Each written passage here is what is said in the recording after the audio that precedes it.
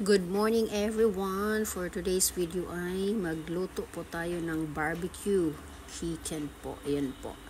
Nakamarinate na po yun ang aking breast chicken. Bali 500 grams po yan. Tapos siniwa ko siya ng manipis na manipis.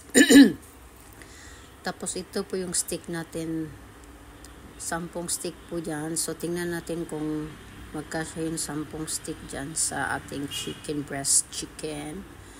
Ayun na po at natuhog-tuhog ko na siya. So, ang nagawa ko po ay 9 pieces po. O, diba? Ang sarap. Hindi pa nga naluto. Parang ang sarap na siya. Takam na ako, diba?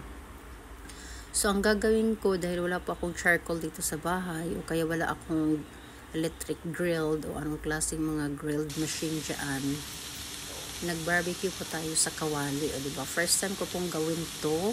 Tsaka, okay naman siya, diba? Tingnan mo, naluluto naman siya eh, diba? Una ko munang nilagay is 4 kasi hindi naman ganun kalakihan yung ating kawali at wala ako yung malapad na kawali, diba? Ganun. So, pag mag-craving tayo, ganun lang. Pag gusto mo, marami talagang paraan, diba?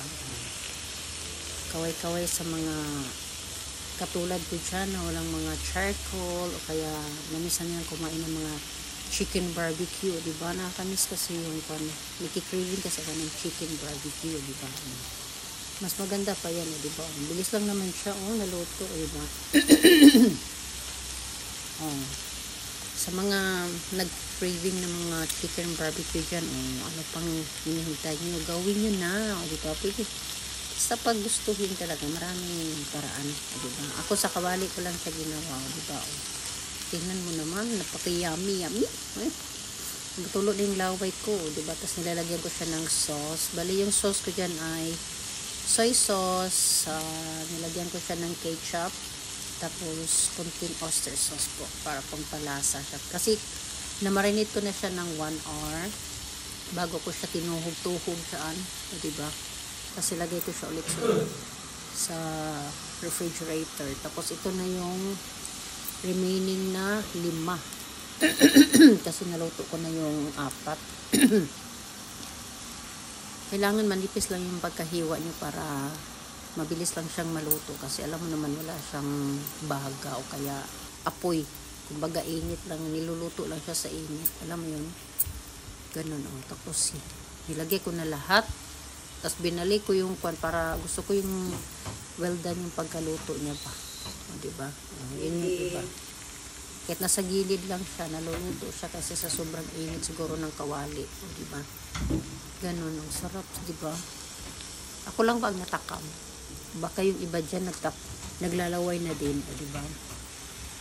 Kaya ganun lang talaga. Ito na yung yung last kong last batch. What I mean yung last batch kong 5, yan na yan. Tapos ito na yung 4 kong naluto. O diba, tinikpan ko na nga eh. Pati yung alaga kong pusa. Nasarapan siya. Yan na po yung 4. Diba, parang sarap ng kumain. Nagugutom na ako. Char-char lang. O diba, ganun talaga. Tapos, yan. Baliktarin. Ikot-ikotin pag may time. Para maluto siya. Ganun. Mabilis lang pala siya. Kaya, siyempre, kala ko hindi siya maluto eh.